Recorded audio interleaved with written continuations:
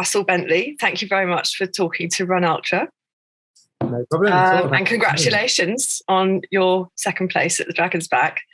Thank you. You certainly made it a really exciting race to watch. I think, as you said in your blog, that it's better to have come second in a really good race than win it badly. And you certainly made it really exciting for everyone who was dot watching and glued to those trackers for all those days. How are you feeling now?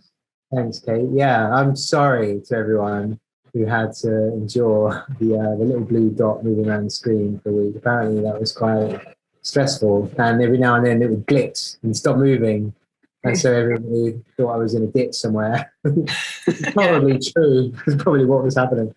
But I'm feeling a bit better today. Today was actually the first day I've run since, so it was 2 weeks. Okay. And week one I was really suffering. I had a day or two where it didn't kick in, and I was like, "Oh, I've got away with this," and then it all came crumbling down, and I was in a shocking state. Yeah, really? The worst I've ever been. Yeah, I'm a really good sleeper, Kate. Sleep really well, always have done, and I just couldn't.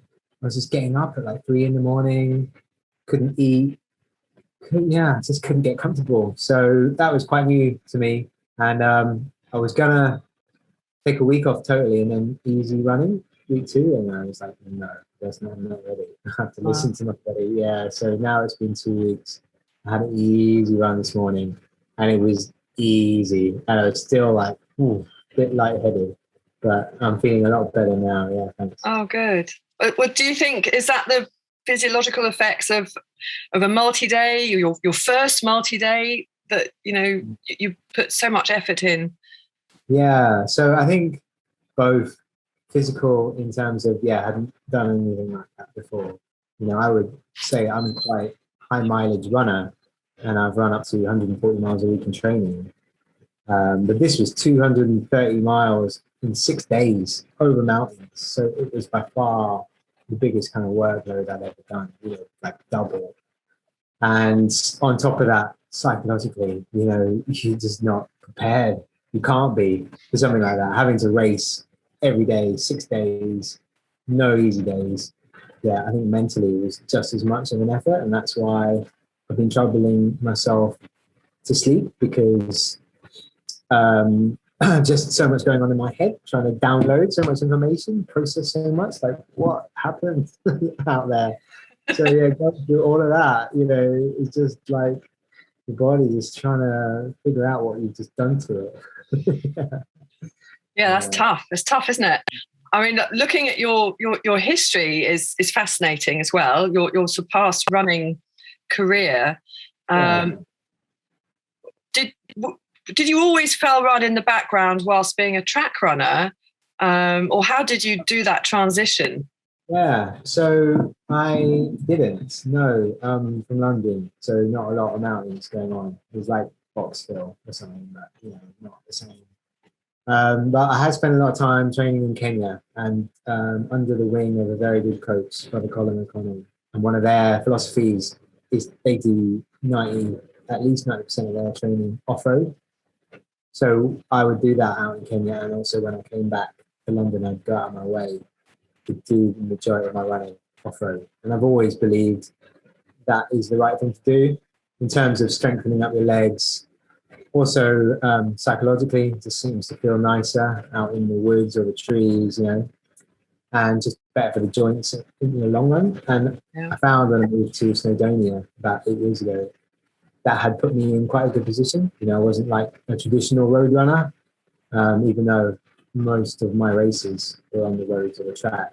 I did have a bit of ability on the rough stuff just from having done all that training. So that was the only, so I was kind of preparing for fell running without knowing that I was. And so there was a learning curve. I remember the first few races, I came home with a lot of blood everywhere, filled with some big tumbles. But started to figure it out, and I've been loving it ever since, really. Did you move to Snowdonia for running the fells, or did you start running the fells because of the moon? I could say that. Yeah. My wife Nina, who is then my partner, she has, her family has like a holiday home. It's halfway up a mountain with no road, no electricity, no running water, no heating. It's really, really like what do you say, feral, just like out in the sticks. Yeah, it's like a bothy, and it's beautiful. And we used to come for like a little holiday in November, and we fell in love with it, and we fell in love with Snowdonia. And it got to a point where we were getting quite serious. I lived in London and she lived in Oxford, and we would see each other on the weekends, and we were just so bored of doing that commute, and we were so bored of city life. I don't think it suited either of us. And one of us said, why don't we just move into that little house up mountain? And that is what we did. And we went and lived there for 6 months, and it was like the best time of our lives. It was incredible. And then we never really looked back. Yeah, we just found a way to make it work. Now we've got 2 kids. They're in school here. We don't live in that house anymore, but we stayed in Snowdonia. Yeah, and that was how we got into the mountains. And I don't think we love to go back to London for holidays and let the kids see the museums and the family, but it just wasn't for us, that amount of stress. It can be great, it's so vibrant and fast paced, but I just think personally, I just couldn't hack it. And my brain runs a bit slower. Yeah. It's for young people, really, isn't it? Yeah, maybe that's right. Yeah. Well, my parents have it there, so that's fine. And do you think? I mean, your speed. So you trained in Kenya for marathon running. I mean, was it all about speed? Runner first, I was 800 meters. Okay. And I ruptured my Achilles. Actually did that out in Kenya. I wasn't, how do I say? I mean, like most young kids, I was in early 20s. I wasn't very careful with my body. I just thought I was invincible and trained way too hard, way too soon with guys, who were a lot faster than me, and tore my Achilles and never really recovered. I was always having Achilles trouble on the track. So started to move into roads where it was slower and I could maintain my pace for longer, and then probably would have continued with that, except we made this move to Snowdonia, and then I realized, wow, I could run in the hills, and it's just the most beautiful thing, and just such an exciting adventure. It's so completely different to anything I've done before. So yeah, just fell in love with it. But I've always kept track and road running in my training, so I'm on the track at least once a week. I've got a squad. Okay. I coach down at track. I'm a big believer in the biomechanical, or whatever you want to say, the form benefits that it can help with. Yeah, it's just efficiency. So yeah, do try and incorporate all of it into my running. Oh, that's really interesting. And so actually, to me, that makes your Paddy Buckley attempt last year almost even more incredible, because not only was it solo and unsupported and winter, but normally you have to have sort of grown up there to really excel at that sort of stuff, and you've only been there a few years, so wow. So right, well, that came about with lockdown. I'd had London Marathon cancelled on me twice, and it was breaking my heart. I was getting really depressed, actually, and I've never had that, whatever you call it, black cloud over me before in my life. And I realized a large part of that was probably because I had all these races to look forward to and to focus on, and that just gave me the drive to get out of bed in the morning. And once that was all taken away from us in lockdown, I was just lost. So I heard about the Paddy Buckley, and I had never heard about it before. I knew about the Bob Graham, and I realized it was right on my doorstep. And I started reading into the people doing this stuff, and I just thought, wow, this just looks like an incredible adventure. And read about Damien Hall, who's got the winter record, and we chat now occasionally. And I thought I would try and go for his winter record, but in his style, because I really appreciated what he did, just doing the whole loop completely self-sufficient, just using the food in the backpack, starting and finishing in the same place without seeing anyone, and just getting water from the streams because they weren't frozen. And it turned out to be just as exciting as I could have imagined. And so it just got me more hooked in the mountains from that point on. Yeah. It's certainly read that way. Yeah. Oh, good. Yeah. So I've actually done I did a summer one this year.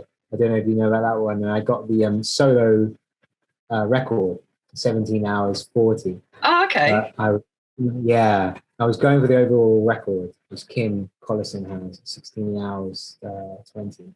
Yes. And I hit a massive wall at Triven. And Triven, I don't know if you know, it's very steep anyway. So to hit a wall when you're on Triven is double bad. Awkward. And I really, it was. I was stumbling all around the mountain. And I ended up, a bit slower than 16:20. I got 17:40, but I still got the solo record. So I was really, happy with that. And it was a big learning curve. I'd been like in a place where I'd hit the wall before in marathons, and you have a few bad miles. I had a few bad hours. It was a lot longer an experience. So just to get through that alive, I was very proud, and that set me up nicely for Dragon's Back. Okay, cool. Oh wow. Well done.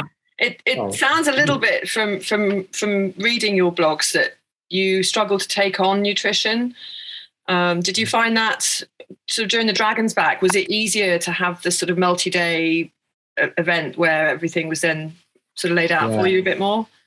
Yeah, Kate, that's right. I realized early on it was so much more important in these longer things than you could possibly imagine doing a marathon. You need them in a marathon, I'd say. You take one every half hour or something. But if you miss one, it's not a big deal. You can normally just wait to the next one. And you're only out there, hopefully less than 2.5 hours. So it's not going to be as disastrous. Whereas with the Paddy Buckley, you really need to take it seriously.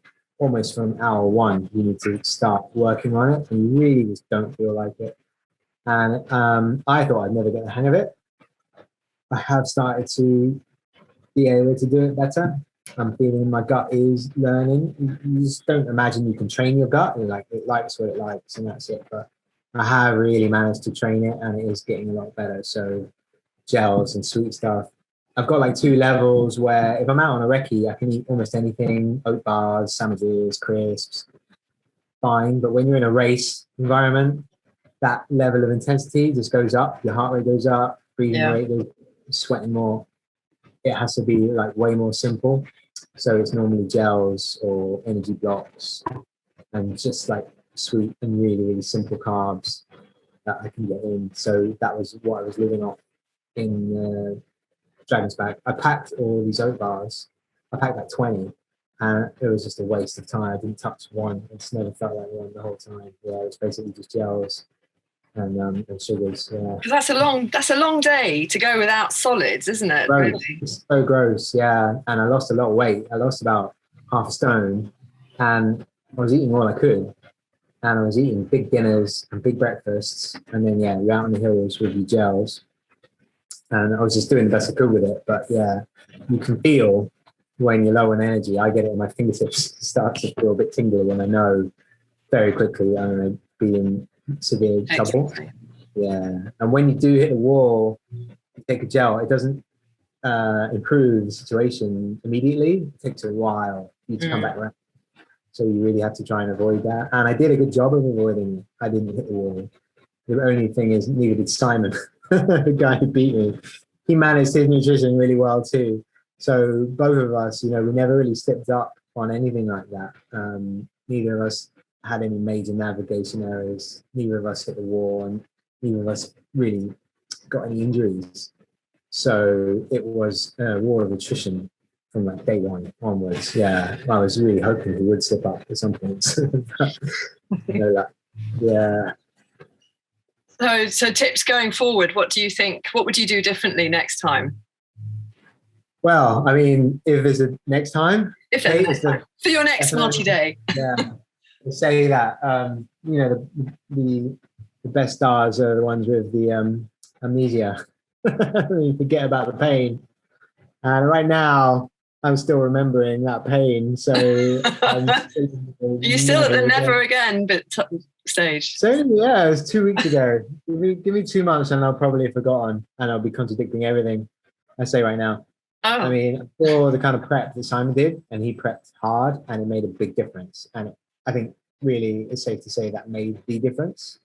He'd done it before, he'd taken it really serious, he knew every day, and he was really ready. And I was just turning up kind of fit and mountain fit, but not really aware of what I was walking into. So I would do everything completely different. But it was my first experience, so I had to. Yeah. Be honest. Let's face it. To come second with no experience. Yeah, I was happy with that, and it was a great race. But I would have done it very differently if I knew then what I know now. I could have changed. Yeah, but obviously I want to cut myself some slack because it was the first time, so I don't want to mull over what I could have done better. I don't want to detract from what was an amazing experience. Definitely day one. Let's just say day one, I could have gone out all guns blazing because I really knew day one very well. It's the same as Paddy Buckley round. Right. And I knew a lot of lines. I'm really good over the glitter eye, where it's very hard to navigate because there's no paths because they're all massive boulders. So they don't wear down. So yeah, it's obvious what the quickest line is. And I've got that totally cemented in my memory, the best ways to go. If I had shaken everybody off there and run that alone, they would have probably struggled to go through there as quick as me. But I was running with Simon at that point and I just took him through. And, I was quite happy to do that because I'd said to myself, I'm not going to run away from anyone on day one because I've never had a day two. Yeah. But now, maybe I should have. Yeah. Well, hindsight is a great thing, isn't it? Yeah, that's it. So it's fine. Well, I hope you'll feel a little bit different given some more time and more memories are blanked of the pain. Yeah. Well, it's also Nina, the missus as well. It was a lot of work for her looking after the kids while I was away for a week. And she took them down to Cardiff to see me. So, it's a big commitment from the whole family, really. And, yes. I don't know if she's going to be ready in a year. She's recovered in time. There are single day ultras as well. Yeah, I've heard that. Yeah, maybe that would be easier. Yeah, stepping stones in future. Yeah, might have to look at that instead. A mere day trip, and you'll be back in the evening. Yeah. I might look at that kind of stuff. Yeah. Okay, so nothing. No, I can't do any sneak peeks on next year or any great plans. Well, so this year, I'm going to go for the winter Paddy Buckley record. Okay. I missed it by hour and something last year, and then I wanted to go out again. I'd had some trouble with the weather, but then when I wanted to go out again, we were in lockdown and we weren't allowed to do that. So that put paid to that. And I've spoken with Damien Hall a bit recently, and I've gained a bit more knowledge since then. And I've done this summer one, so I think it's about time I went out and got that. I'm going to try very hard this winter to get the winter Paddy Buckley on. There's no certainty that I'll get it. The weather can turn and a dime here and completely wreck the chances, and you just got to accept that's part of the game. So not saying I will, but I'm definitely going to try. Yeah. Give it a go. Oh well. Yeah. All the best. Good luck. Thank you. Yeah. Good luck to it. And thank you very much for talking to me. Thank you, Kate. Thanks for having me.